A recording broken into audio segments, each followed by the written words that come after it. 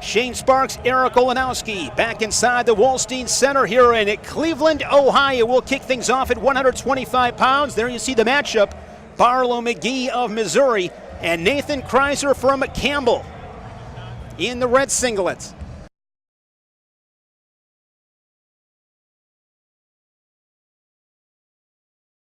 Barlow McGhee ranked 6th in the country.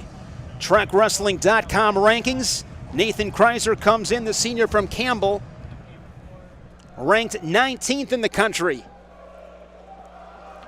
And Eric, anytime I do a broadcast, I talk about coming out and throwing that first punch. Set the tempo, set the pace of this match. Once that whistle blows, want to grab something, get to your tie, grab a wrist, get on the head, get to an underhook, get to a position you can score. And if you're Barlow McGhee, you have to think about setting the tone not only for the season, but you have two other guys coming up after this in Levon Mays and at 165, Daniel Lewis. So he's going to set the tone for his other teammates as well, starting this duel off on the right foot. Get a look again there at Barlow McGhee from Rock Island, Illinois, a round of 12 guy last year. Was a state champion for Rock Island, 3-time placer, was also a 3-time Fargo All-American. And then is one thing also, Eric, when you look at these guys, it'll be a consistent theme, freestyle and Greco. I heard Ken Scherzo once say he was a 3-sport athlete, folk style, freestyle, and Greco. All three so important. They all work together off of one another. And there you see the robe on the right. All the wrestlers got those robes. What are your thoughts on those, Shane? I think they're phenomenal. You think about Dan Gable back wrestling at Iowa State, winning his national titles, had the robe. I love the robe. And that's one thing I think wrestling has definitely gotten more fashionable. Rudis providing all the gear here for this classic. And we were talking about it earlier. Who designs Rudis's gear? They do a great job. Get a look at Nathan Kraisser there with his head coach, Kerry Kolatz.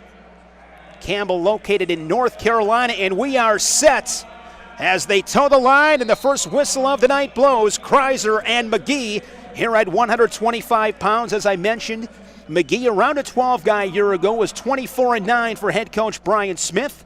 Mid-American Conference champion.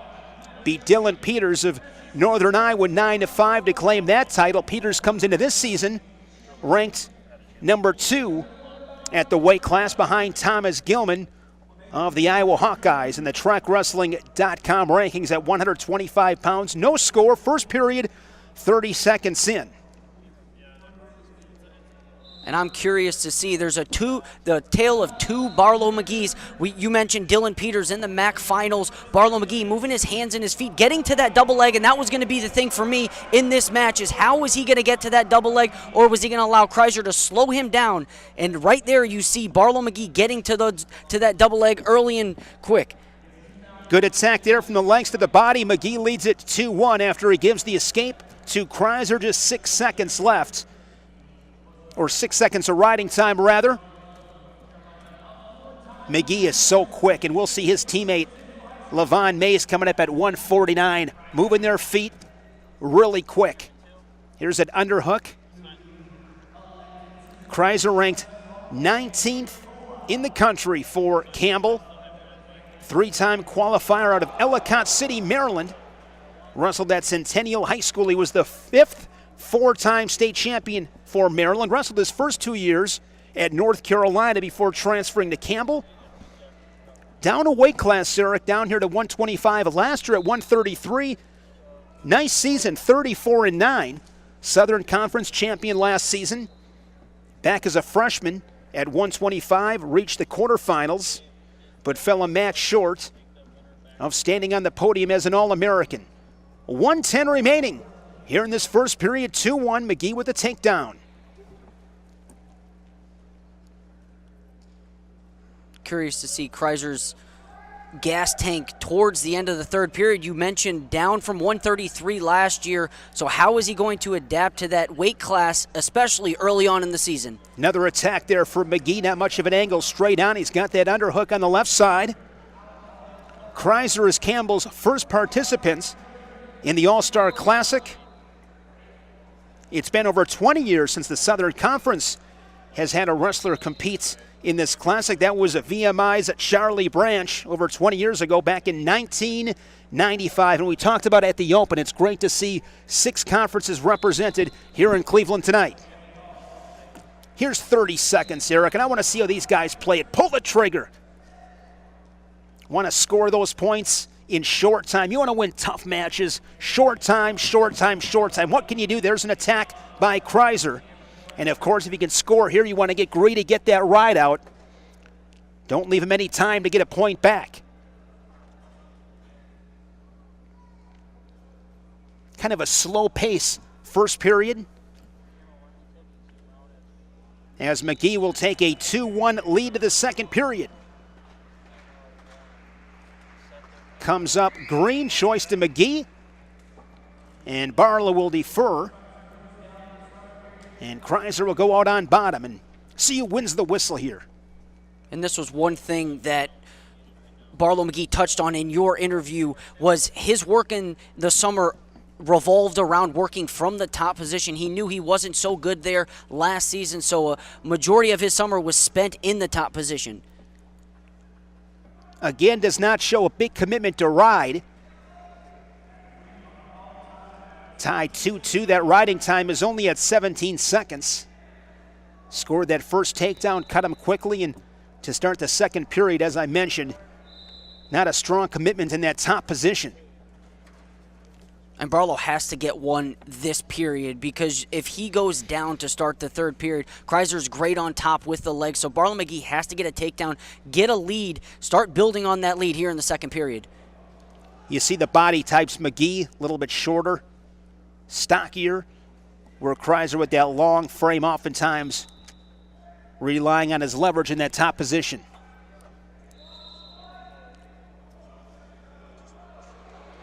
Good shot here from McGhee. Whizzer from Kraisser. And he's starting to adjust on that double leg, and that's what you like to see. Good wrestlers adjust mid-match, and you're seeing Kraisser starting to adjust to that double leg here from Barlow McGhee. You see head coach Brian Smith, and to his right, Alex Clemson, associate head coach for the Tigers. What a job Brian Smith has done. 3 guys here tonight in McGhee, Mays, and Lewis. In his 19th season as head coach of the Tigers, wrestled at Michigan State, did Brian Smith. 42 All-American honors for the Tigers during his tenure. 7 national championships by 5 wrestlers. McGhee on a leg once again. And I was going to say, if he doesn't get to some sort of offense, the referees are going to have to hit him for stalling. Luckily, he gets to that swing single and gets the referees off his back. McGee's been the one, though, taking the attacks. Short time, inside of 20 seconds here in the second period. We're 2-2. A takedown by McGhee, a couple of escapes for the Campbell senior Nathan Kraisser. McGhee ranked 6th, Kraisser ranked 19th. And if I'm Barlow McGhee, I'm going on my feet. I think the coaches know that, so we'll see. And he goes down. Interesting choice.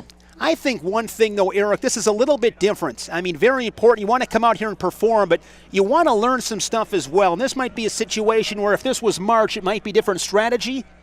But go on bottom, get a feel for Kraisser, might meet up with him later on in the season. Put yourself in different positions tonight. I think there's a lot of value in that. In my notes that I've took on Barlow McGhee, one of the notes I had was that he doesn't make the first attempt off the whistle. He always puts his head down. So if you're the Missouri coaching staff, going back and looking at this match, you have to tell him immediate moves off the whistle. That's where you're going to be successful.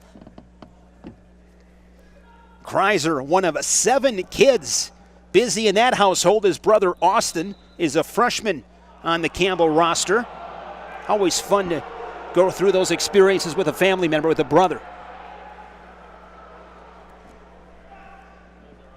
From the crowd's reaction, it seems like they hit Kraisser with stalling from the top position.